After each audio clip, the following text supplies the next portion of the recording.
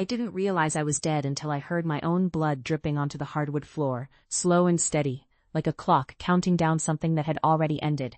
And the worst part wasn't the pain.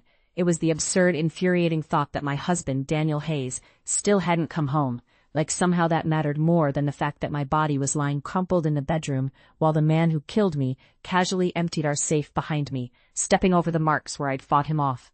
Because I did fight, I remember that clearly, the way my nails tore skin, the way I tried to scream and couldn't when that chemical burned my throat. And I should feel something heroic about that, except all I felt was this hollow, drifting disbelief as I hovered above it all, watching him leave, watching the door swing shut, watching nothing happen after, no sirens, no neighbors, no husband rushing in, just silence stretching long enough for me to understand something far worse than death.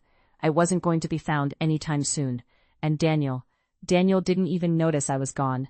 I don't know how long I drifted before instinct pulled me back to him, to the hospital where his office light was still on, because of course it was, and I floated through the door just in time to see her. Emily Carter, the woman who left him years ago and somehow never really did, standing there like she belonged, smiling like she'd never broken him, asking if he was still working this late, and he looked up at her in a way he hadn't looked at me in years, soft, almost relieved, and I felt something twist in me that death hadn't managed to kill, especially when he stood up without hesitation when she asked him to walk her home, because of the recent murders, because of course he would protect her, and I followed them, because I couldn't not follow him. And in the car she asked about me, casually, lightly, and I watched his jaw tighten, irritation flickering across his face instead of concern. And that should have hurt more than anything else, except it didn't, because something about it felt wrong, like a detail that didn't fit, like I was missing something important. And when they reached her building and she invited him upstairs, I thought this was it, that whatever we had was officially over, even if I was already dead.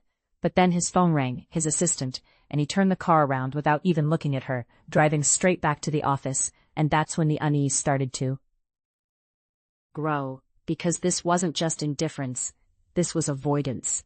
And I didn't understand why until the next day, when everything started to crack. His assistant mentioned I hadn't been at work, that files were stuck because of me, and instead of brushing it off, instead of snapping like he used to, he went still for half a second, just half a second, but I saw it. And then he went to the police station, because of the string of break-ins and murders, and when they dragged a suspect out of interrogation, I froze, because I recognized him instantly, the man who killed me. And as he lifted his head, something in his eyes flickered when he saw Daniel, like recognition, like calculation, and Daniel's temple twitched, his instincts kicking in before his mind caught up. And when Detective Wade mentioned there might be another victim no one had reported yet, I saw it. The moment Daniel stopped breathing properly, the moment something inside him connected dots he hadn't consciously drawn yet. And then the call came, from our building, saying they hadn't seen me in over a week, that our door looked damaged, and everything snapped into place, and suddenly he was moving, fast, too fast, driving like a man trying to outrun something already behind him, cutting a 1-hour trip into 20 minutes, and I followed, terrified in a way I hadn't felt even while dying, because now I knew, he knew something was wrong.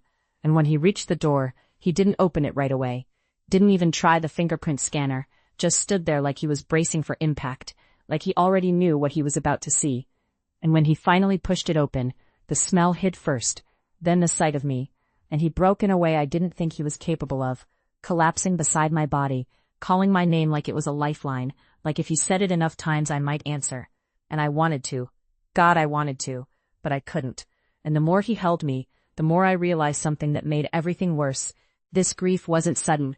It wasn't new. It was built on something he'd been holding back for a long time, something I'd never fully understood.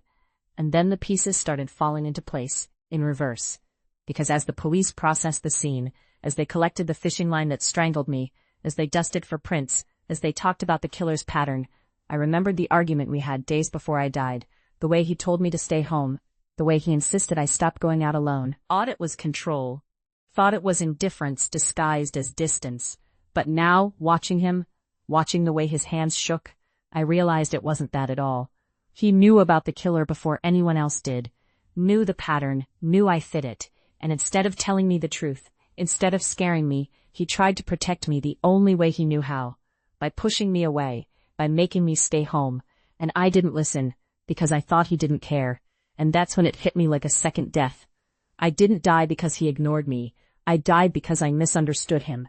And that realization sank deeper as everything unfolded, as the killer confessed, describing in horrifying detail how he followed me the night Daniel left after our fight, how he watched me cry outside the building, how he chose me because I looked alone, vulnerable, abandoned, and Daniel heard every word, every detail, every second of my last moments, and something in him snapped so completely that even the police couldn't hold him back. And when he attacked the man, it wasn't rage, it was something colder, something final, like he'd already decided how this would end, and everything after that moved like a slow collapse. The funeral, the silence, Emily trying to reach him and being shut out without a second glance, the nights he spent in our blood-stained house, refusing to let anyone clean it, saying he needed to remember what I felt. The days he spent at my grave, talking to me like I was still there. And then the moment that broke everything for me, the moment I realized he could feel me, not see me, not hear me, but sense me, because one night he whispered into the empty room, "I know you're here." And I froze, because for the first time since I died, I wasn't alone, and I thought that meant something could change, that maybe there was still time for something, anything. But I was wrong, because Daniel had already decided what came next, and I didn't understand it until the night everything ended, when I felt myself being pulled back to the house, my form unraveling like smoke, and I found him lying on the bed, too still, too quiet, the empty vial on the floor telling me everything I needed to know before I even saw the note. And I tried to reach him, tried to stop him, tried to scream, but I was nothing, and the note lifted in the air, like it was meant for me. Just 3 lines, simple and devastating. "I'm sorry, Mom. I'm sorry, brother. I'm coming to find my wife. Don't be afraid." And for the first time since all of this began, I understood the cruelest twist of all.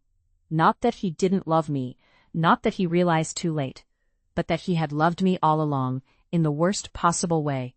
The kind of love that hides, that protects without explaining, that destroys instead of saves.